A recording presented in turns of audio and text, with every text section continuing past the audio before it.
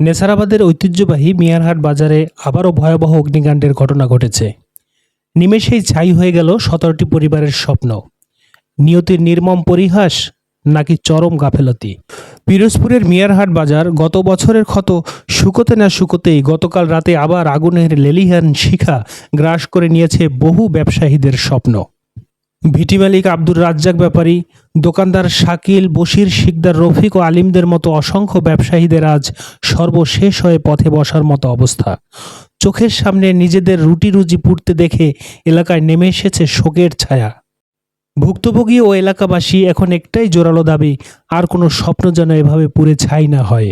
সেজন্য খুব দ্রুত মিয়ারহাট বন্দরে একটি ফায়ার সার্ভিস স্টেশন নির্মাণ করা হোক, এই দাবি তুলেছেন।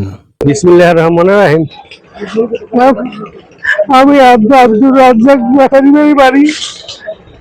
আমার ওই ঘরটা দোতলা করছি এই কদিন আগে, টাইস টুইস দিয়ে করছি, আর এই ঘরটা বসুবতী হয়েছে। বাজার আছে, এই বাজারের এইতে আগুন মাথায় লাগিয়ে আমার বিদিতে পুড়ে গেছে। শুক্রবার এই সারটা পিছনে সারের ঘর, ওই সারের ঘর থেকে আগুন লাগবে। বাজারে একটা ফায়ার ব্রিগেড অচিরেই দরকার।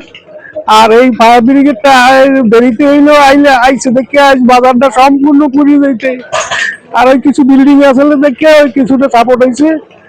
আর আর একটা ফায়ার ব্রিগেড না হইলে মানুষ নিশ্চয়ই যে এরকম তিলে তিলে আগের বছর এই রোজার সময় একটা দিতে অনেক মানুষ নিশ্চয়ই গেছে। আবার এই এক বছর আর আগেই আবার নিশ্চয় হয়েছে।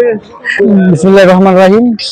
আপনার ভাইয়া শুক্রবার রাত্রে আমাদের আনুমানিক 10:30 বাজে আমাদের মিয়ারহাট বাজারে আগুন লাগছে, এবং সেই আগুনে আমার প্রচুর পরিমাণে ক্ষয়ক্ষতি হয়েছে।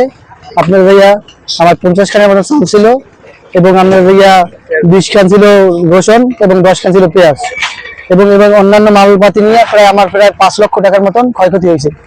আমাদের এই বাজারে পুরান ঐতিহ্যবাহী বাজার মিয়ারহাট বাজার, অনেক বড় বাজার, কিন্তু আমাদের ক্ষয়ক্ষতির পরিমাণ অনেক। এই আমার দোকান অনেক মালামাল ছিল, প্লাস্টিকের মালামাল সব পুরো আমরা কিছুই বিয়ে করতে পারি নাই। হয়তো শুনছি যে বিদ্যুতের কারেন্টের ফায়ার মানে শর্ট সার্কিট হইয়া। হ্যাঁ, যাই হোক, এখন আমাদের একটা ফায়ার সার্ভিস দরকারই আমাদের বাজারে। আমাদের রশির দোকান, আমার অনেক ক্ষতি হয়েছে, প্রায় 1 কোটি টাকার উপরে ক্ষতি হয়েছে। মাল সামানা সব উপরে কালকে আনিয়ে তো আমরা শনিবারে আমাদের ঢাকা থেকে আনছি। আমার দোতলা, আমার হলে কাঠের ঘর, দোতলা নিচতলা সব মাল ভর্তি ছিল আমাদের। আমরা এত আগুন, আমি কিছু বাইর করতে পারিনি, সব আমাদের শেষ হয়ে গেছে। 9টা বাজে শুরু হয়েছে, 9:30টায় প্রায় 3টায় নিয়ন্ত্রণে আছে। আমি 3টে পর্যন্ত ছিলাম এ জায়গায়। এই হলো সব আমাদের মাল টাল সব এই জায়গায় সম্পূর্ণ। এই দেখেন এই মালগুলা সব ক্লিয়ার। আমাদের রশি এইটাই তো সব কমপ্লিট, দেখেন না আমাদের মাল ক্লিয়ার। আমি আলিমের শাশুড়ি। আলিমের অনেক ক্ষয়ক্ষতি হয়েছে, আলিমের অনেক মাল সামান সব খালে নামাই দিয়েছে, কিছু কিছু পারছে, অনেক টাকার ক্ষতি হয়েছে। কিছুদিন আগে খুলনার দিয়ে অনেক টাকার মাল আনছে, সেই মালগুলো সব বাসিয়ে গেছে। চিটাগাং খুলনা এই 2 জায়গার দিয়েই আনছে, সব মাল বাসিয়ে গেছে, সব মাল খালে নামাই দিয়েছে। প্রায় 80 লাখ টাকার। আমাকে বাড়ি বলছে যে 80 লাখ টাকার মাল আনছি। ফায়ার সার্ভিস 10:30টায় আগুন লাগছে, 11টার দিকে আসছে। কয়টা দোকান? 18-19টা। বলার তো অবশ্যই আছে, যাতে এরা বাঁচতে পারে সেই ব্যবস্থা প্রশাসন করবে। ফায়ার সার্ভিস তো আমাদের এপারে একটা দরকার। নদীর ওপার যে ফায়ার সার্ভিসে কাজ হয় না। গেল 1 বছর আগে যেই ক্ষতিগুলো হয়েছে, সেই ক্ষতিগুলো এখন পর্যন্ত কেউ কাটতে উঠতে পারে না। এখন 10 বছর লাগবে কাটতে উঠোনে। ঠিক আছে, সেই ক্ষতিগুলোর জন্য ফায়ার সার্ভিস এপার দরকার। বিসমিল্লাহির রহমানির রহিম। আমি কালকে 10:30টার দিকে আগুনের খবর পেয়ে আমি বাসা থেকে ছুটে আসি। অনেক লোকজন আসছে এখানে। আগুনের যে সিস্টেমটা সেটা হয়েছে এই বাঁশ আর এই যে তার দেখেন, এই থেকে ফায়ারের সৃষ্টি হয়েছে। এই তার থেকে এবং বাঁশের সাথে ইঞ্জ হয়ে প্রথম আগুনটা সৃষ্টি হয়, আস্তে আস্তে বড় আকার ধারণ করে পিছে সারের দোকান থেকে। এই সারের দোকানে আমাদের সজীব আলিমের খোঁজে আসছিল, এই রেখে আগুন জ্বলতে আছে।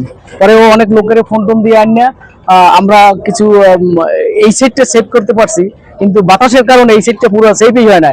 কিন্তু এই যে বারবার আগুন লাগবে আছে, এই 2 বছর আগে আবার গত 2 বছর আগে একটা আগুন গেছে, 40-50 কোটি টাকার ক্ষতি হয়েছে।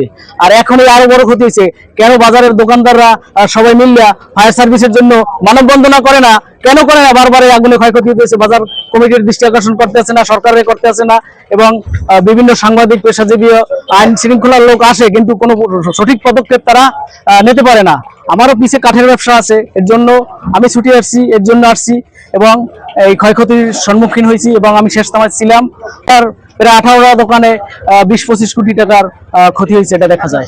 ব্যবসায়ী মহলের দাবি, তারা একটা ফায়ার সার্ভিস তারা সরকারের দৃষ্টি আকর্ষণ করছে, বারবার করছে, কিন্তু কোনো ফায়ার সার্ভিসের বন্দরের নিকট কোনো আবেদন করে এখন পর্যন্ত তারা কোনো শুরুও পায়নি।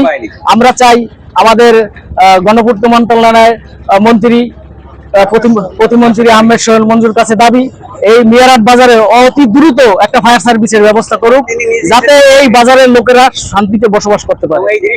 মোহাম্মদ মাহমুদুল হাসান মিলন, নেসারাবাদ 24, নেসারাবাদ।